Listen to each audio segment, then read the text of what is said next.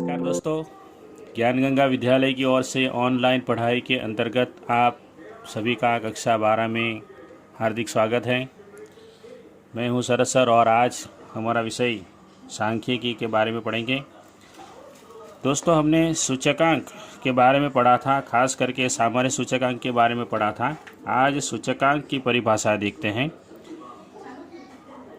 सूचकांक की परिभाषा किसी भी वस्तु से संकलित चल राशि के दिए चालू, यहाँ पर समय यानी वर्ष या तो महीना कुछ भी आ सकता है, चालू समय के मूल्य में किसी निश्चित आधार के समय के मूल्य के सापेक्ष में होने वाले प्रतिशत परिवर्तन को सूचकांक कहा जाता है। यह परिभाषा बिल्कुल हमने जो सामान्य सूचकांक देखा था उससे मिलती जुलती है।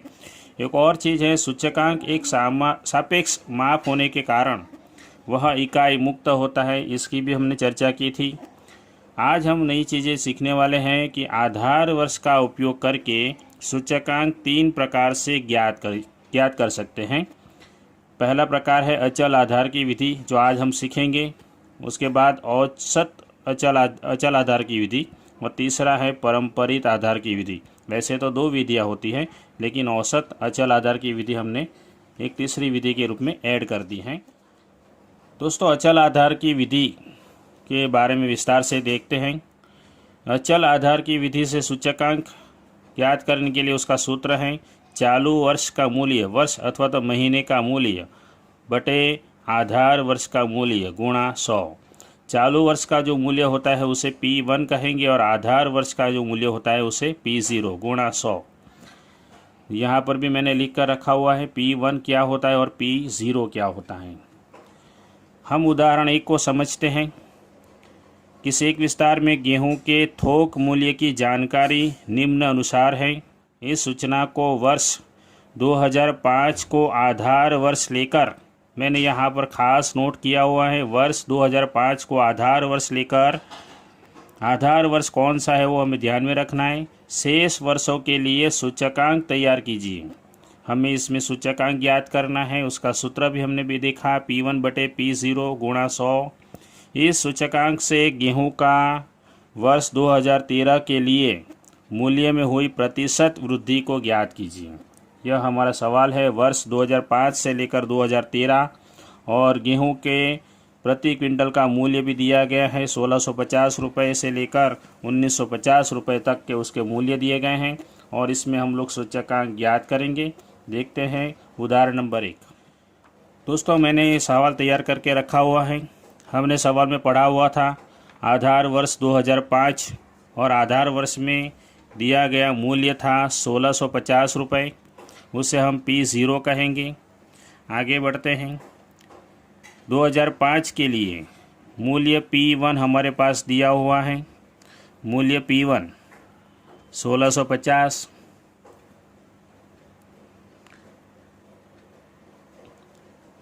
बटे P0 हमारे पास सूत्र है, उसके हिसाब से P0 हमारा रहेगा 1650 गुणा 100 करेंगे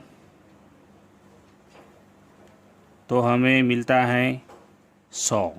1650 कट हो जाएंगे। फिर 2006 के वर्ष के लिए, 2006 के वर्ष के लिए मूल्य P1 1619 है। P1 1619 लेते हैं, 1690 लेते हैं, 1690 बटे P0 लिखेंगे 1650 गुणा 100 तो हमें प्राप्त होता है 102.42। उसके बाद 2007 के लिए P1 हमारे पास है 1730 और बटे P0 हमारे पास फिक्स मूल्य होता है 1650 गुणा 100 करेंगे।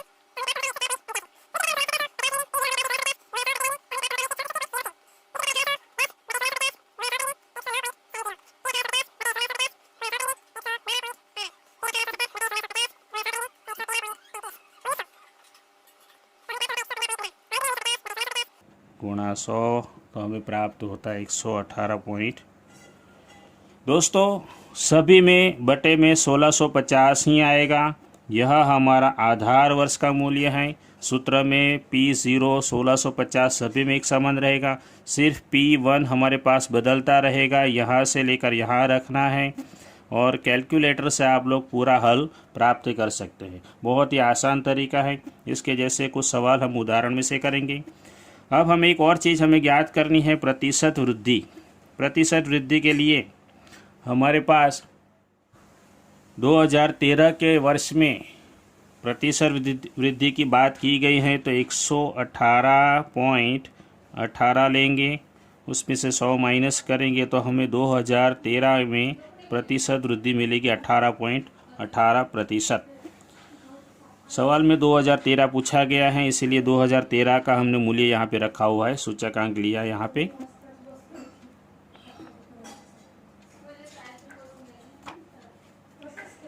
दोस्तों, अचल आधार की विधि के बाद बिल्कुल उससे मिलती जुलती हम दूसरी एक और विधि लेते हैं, औसत अचल आधार की विधि। औसत अचल आधार में हमें एक कंपनी के वर्ष 2008 से 15 तक के चीनी के उत्पादन के आंकड़े दिए गए हैं। इसमें 2009 से लेकर 2011, 2009, 10 और 2011 के औसत उत्पादन को आधार वर्ष का उत्पादन मानकर अचल आधार की विधि से सूचकांक ज्ञात करना है। 2009, 2010 और 2011 के औसत उत्पादन को आधार वर्ष का उत्पादन मानना है। तो 2009 में हमारे पास उत्पादन हुआ था 196 टन उत्पादन हुआ था। फिर यहाँ पर 202 टन और 2011 में 214 टन उत्पादन हुआ था। तो हमारे पास 3 वर्ष दिए गए हैं, 2009, 10 और 11 3 वर्ष दिए गए हैं, इसलिए 3 से भाग देंगे।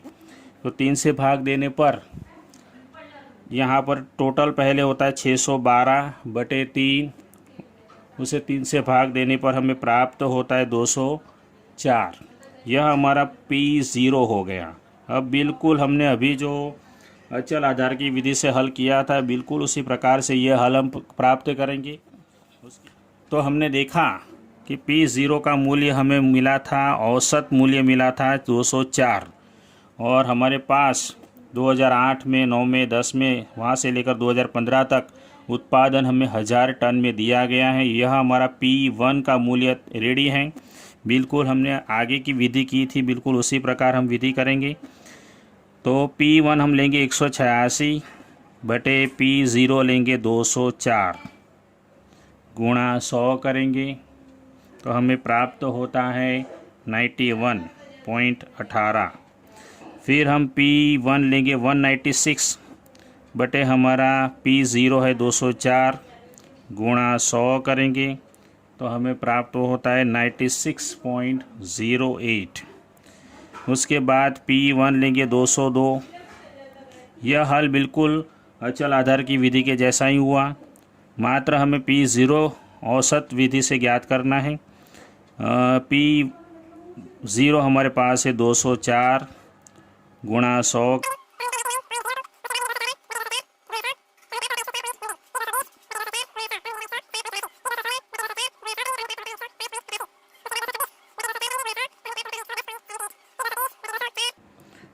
गुणा 100 तो मिलेगा 112.75।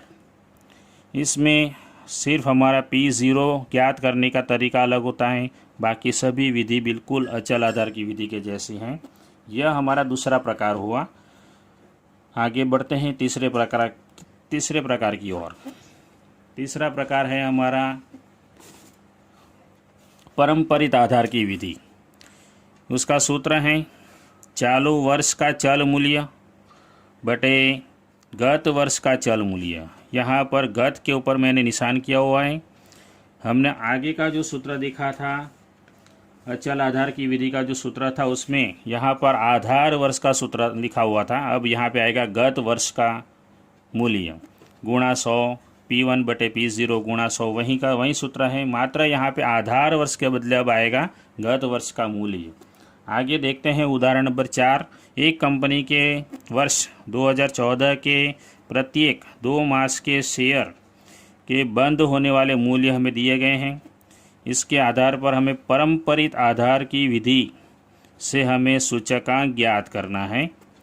महीने दिए गए हैं, यहाँ पर जो सूत्र में वर्ष लिखा है वहाँ पर महीना लिखना पड़ेगा। मूल्य भी दिया गया हुआ है। ये सभी हमारे लिए P1 और P0 हैं। इसमें हमें एक चीज़ नोट करनी है कि वर्ष 2014 के जनवरी के महीने में महीने के पहले के महीने का मूल्य हमें नहीं दिया गया है। इसीलिए परम्परित आधार की विधि में 2014 के जनवरी महीने का सूचकांक 100 लेंगे, 100 लेंगे, यह फिक्स होता है। तो कैसे करते हैं आगे देखते हैं इसका हल। तो यहाँ पर हमने देखा कि जनवरी महीने का सूचकांक हमारे पास फिक्स होता है 100, इसमें कोई बदलाव नहीं होता, आगे का मूल्य नहीं होता। इसीलिए तो हमने देखा कि P1 यानी चालू मास का मूल्य और P0 यानी गत मास का मूल्य। तो हम इस मार्च महीने में चलते हैं। चालू मास का मूल्य हमारे पास है 21.20 और गत मास का हमारे पास है 22.0 गुणा 100 करेंगे तो हमें प्राप्त होता है 96.36। फिर इसी प्रकार ये चालू मास का मूल्य है हमारे पास बटे P0 यानी गत मास का, ये लेना है हमें 21.20 गुणा 100 करेंगे तो हमें प्राप्त होता है 103.77। फिर इस चालू मास का मूल्य लेंगे 23.0, गत मास का लेंगे 22,